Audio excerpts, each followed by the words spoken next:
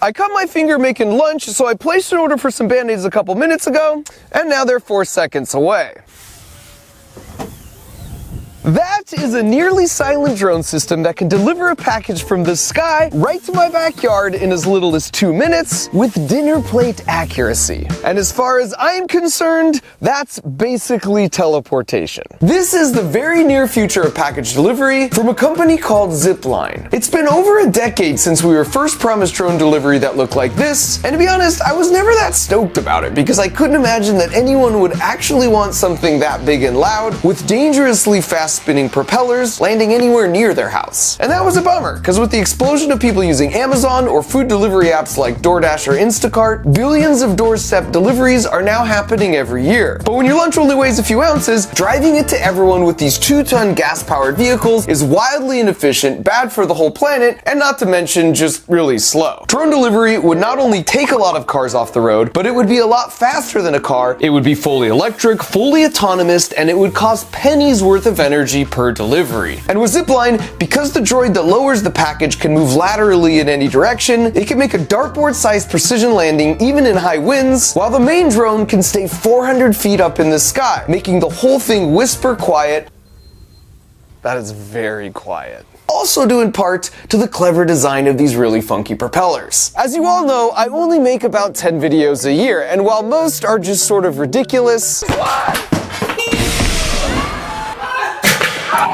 I like to dedicate one video to showcase how clever people are using engineering to change the world for the better. And to be clear, the company I'm talking about today is not sponsoring this or paying me in any way. I'm just really impressed by the work that they're doing and how they're doing it. So we'll circle back in a minute to exactly how they're going to pull off deliveries using these short-range drones in a city, but it begs the question, if they can make it work there, why not use gliding drones to cover longer distances to deliver critical medical supplies for countries with lots of remote villages? Well, as it turns out, catapulting life-saving blood through the skies is what they've already been doing for over 6 years, which is why we need to head out to Rwanda to understand where this all started. And immediately after showing up, we were right in the thick of it, as drones were taking off and landing as another one lands every 90 seconds. They're coming from everywhere. And as a newcomer, it felt a bit chaotic, but if you're gonna rack up 40 million miles worth of drone flights, your team needs to be operating with the efficiency of an F1 pit crew, so here's a crash course on how it all works. It all starts with an order coming in from a doctor at a hospital, say for example for an emergency supply of blood. Then once it's all packed up, it gets passed out to be placed in the belly of the drone, and then the whole thing is placed on the launcher. At that point, they attach the wings, then secure the battery, followed by the nose cone. Then after some pre-flight safety checks, they launch the drone, all within 90 seconds of the order coming in. The catapult launcher takes the drone from 0 to 65 miles an hour in a third of a second, which is literally less time than it takes you to blink. And it's a pretty clever design too, because it means the drone immediately starts at its cruising speed, where it takes much less energy to stay airborne. Then once it's in the air, cruising at 70 miles per hour, it navigates its way to the hospital, and upon arriving, opens the trap door to drop the package, which lands safely using a parachute. Having now completed the mission, it continues making all its own decisions to autonomously navigate back home from as far away as 150 miles round trip. Then taking inspiration from an aircraft carrier, as the drone approaches, the military-grade GPS broadcasts its position within 1 centimeter, so these two poles know exactly when to swing up at the last possible moment, snagging a hook on the tail with the cable, which safely slows it down. Then once it's settled to a stop, their crew comes in to remove the battery and wings, and it all goes back into rotation. The whole thing is really impressive and incredibly robust, which means it works in pretty much any weather. And because there's no human steering it, it has no issues flying at night. So they run the operation 24 hours a day, which is how in 6 years, they've managed to make those 500,000 often life-saving deliveries. That is the uppermost top of the iceberg tip of how they're doing what they're doing. But what you should know is 6 years ago, all the experts told them this was a hopeless cause and failure was a near certainty, and they kind of weren't wrong. Building an engineering product takes time, so you prototype, you build it, and then you fail, and then you try it again, and you fail, and you try it again until you have this shiny product that you want. This is a different type of aircraft. This is not what we had. The first one used to land on these inflated mattresses. The vehicle had a hook on the back. It had a tail. The tail would deploy like an aircraft carrier. And then the fishing pole would pull it and it would land on the mattress. First of all, he's not saying that figuratively. They were scrappy in the early days, using actual fishing poles as you can see here. And secondly, this is Abdul. And what you should know about Abdul is he grew up in Rwanda, not far from where these drones are launching. And while he would eventually go on to do graduate work in robotics, attending both Stanford and Harvard, he got his start in engineering for much more simple means. I remember that I would make cars from milk boxes that, was left over. We would add tires there and use it as a car. Abdul was orphaned as a child when he lost both of his parents and all 3 of his siblings in the Rwandan genocide, narrowly escaping himself. But he didn't give up on his passion for engineering, and so as he got older, he would go around to all the local hospitals fixing their MRI machines for free using knowledge he gained from watching YouTube videos. Abdul was the very first zipline employee in Rwanda, and he really helped to pioneer so many of the systems they have in place today that are now used all over the world. And so in an effort to test those very systems, I wanted to see if it was robust enough that even a total noob like me could send out an order. Oh, we got one. Panic! Don't worry. Don't worry, okay. Gloves, okay. Good enough. This is where the blood is, right? O positive. It's O positive. Yeah. I feel like I shouldn't be touching this. Stay calm, that's the #1 rule. Now you scan. Scan it. Do 6 grabs. Like this. 2, 3, 4. 5, okay. Ah. Just out here saving lives. And once I ring the bell, it's the drone team's problem. Okay, what do I do? Check if it's not tangled. And push it here. Out of my way, I'm coming through. The wings, how's that? Battery! Which one do we pick? There's so many. So after a final check of the drone's condition, a little bit of a look to the right and cough, we had liftoff. I'm a hero! We did it! I just saved a life, basically. Wow.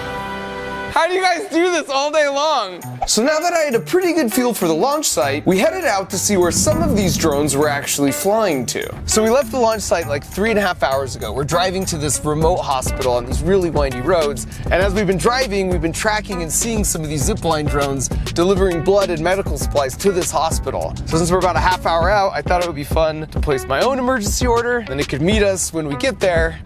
Because when you need extra ointment, you just need extra ointment. And sure enough, a few minutes after arriving, I got a notification for an incoming package. This is wild because we're like 4 hours away on some really windy roads. I got it! Close, so close. And so after opening the package and checking their handiwork, I asked if I could speak to a few of the doctors. When's the last time you delivered a baby? In a few minutes ago. A few minutes? That's pretty fresh. For the doctors, it was like a miracle. With Zipline, we are sure that in 15 to 20 minutes we are going to get what we need. And you are sure that patient will be saved. But it wasn't just the doctors who were big on Zipline. I also spoke with a handful of patients who, for various different reasons, are all alive today because of a Zipline delivery.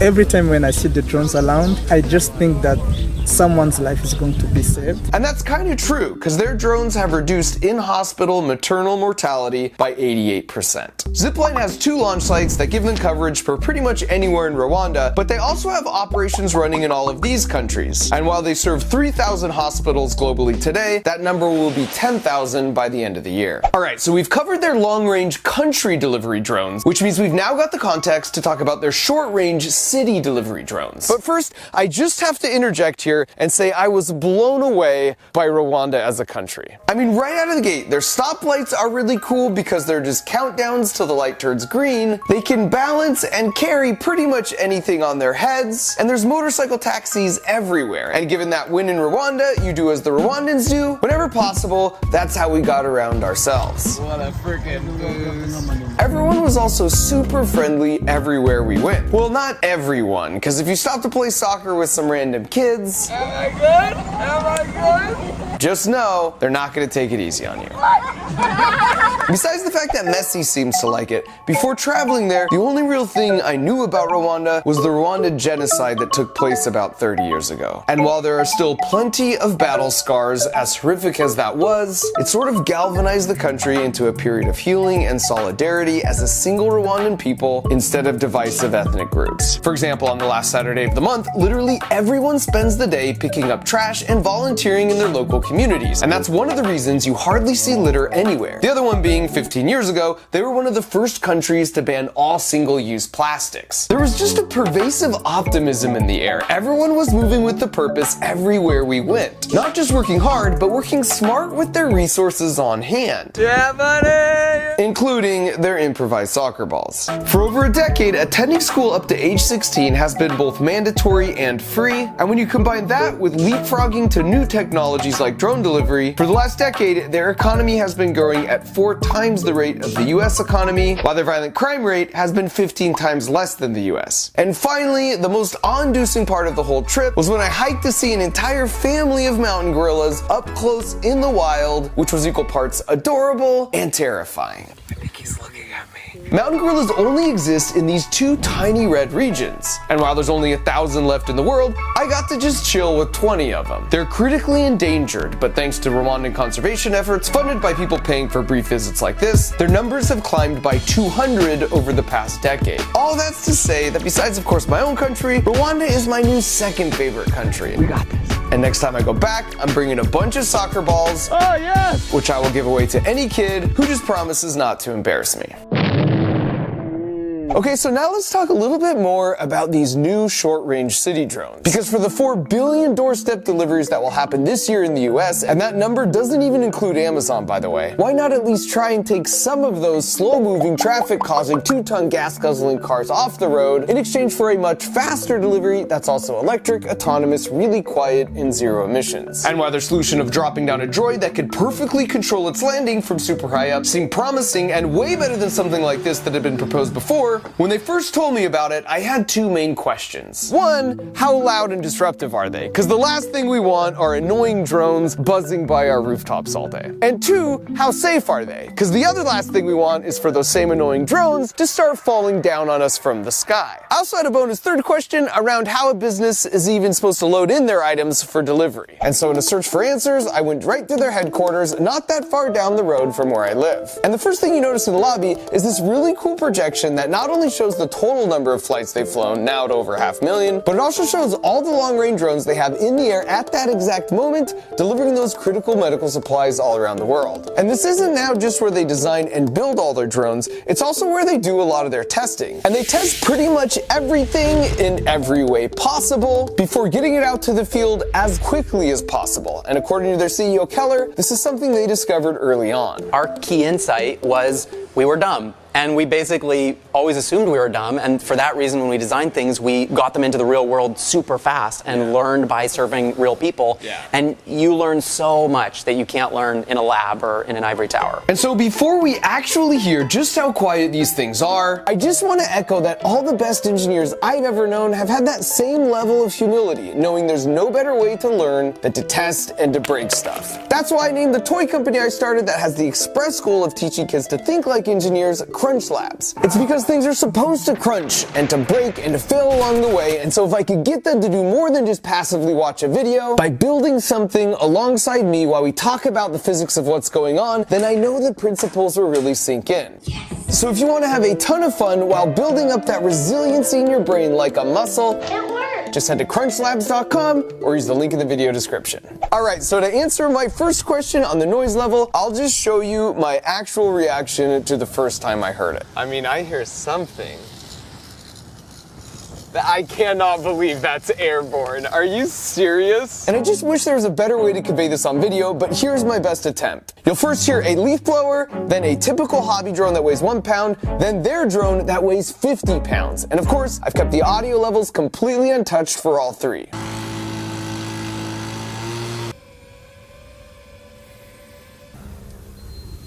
That is whisper quiet. That is very quiet. That cow is way louder That drone. I bet the mic picked up that cow. And this test was incredibly surprising to me because I sort of just assumed the weight of a thing would exactly determine how loud the propellers will end up being to keep that thing in the air. But it turns out that's not actually true even if you just look at nature. Pigeons, for example, sound like this. But with owls, there's an evolutionary pressure to be as quiet as possible, and as a result, their flight sounds like this. For this reason, to crack the code, Zipline actually did turn to nature. I study the hummingbird a lot, where you have sure. They have the worst case. They're tiny and they're really quiet. They just like hover there. You barely hear them. By the way, that's Keenan. He's another Zipline co-founder, and for you robotics nerds, he's the dude who invented ROS, which is the open source software used by basically anyone who wants to build anything robotic. So in an effort to try and visualize the secret of their quiet propellers, in this graph, the area under the curve could represent the energy from one of those annoying high-pitched hobby drones, where the closest of these spikes is the high frequency that's just sort of grating on your ears. So after studying the hummingbird and designing really wild looking rotors like this, Zipline figured out how to take those spikes and flatten them all out. So while the extra weight means there's still more energy or area under the curve, getting rid of all the spikes means it's much more of a constant whooshing sound, more like white noise that your brain just sort of doesn't register. They use the same quiet propeller approach for their long-range drones, as you can tell from this doctor with an impeccable taste in YouTube content who just wanted to say hi. You've seen my videos, now you get to be in one.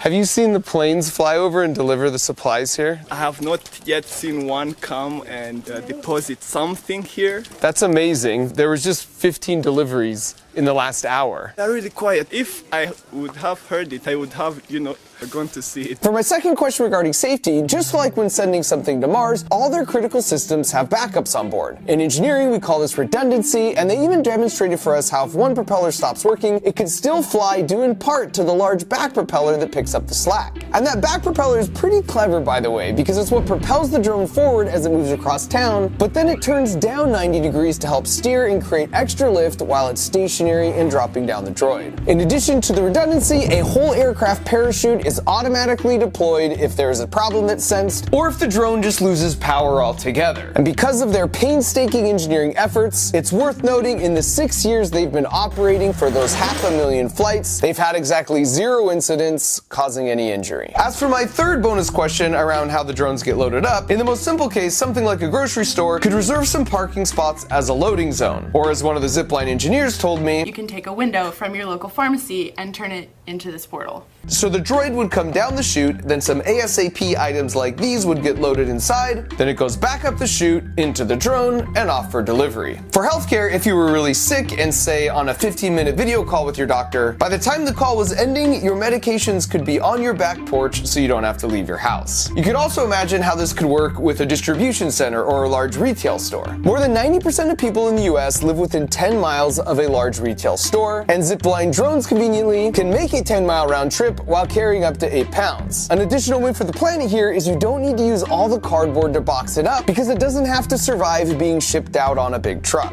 But this isn't just for big stores. Your favorite local shop or restaurant can now more easily afford to send a thing to your door, but at an ostensibly much lower cost than a person driving a 3,000-pound car to drop it off. And as soon as by the end of this year, customers such as Sweet Green will start delivering salads straight to your backyard. And not having packages left on front porches is the worst news to hit the porch pirate community since the invention of the glitter bomb. Oh, you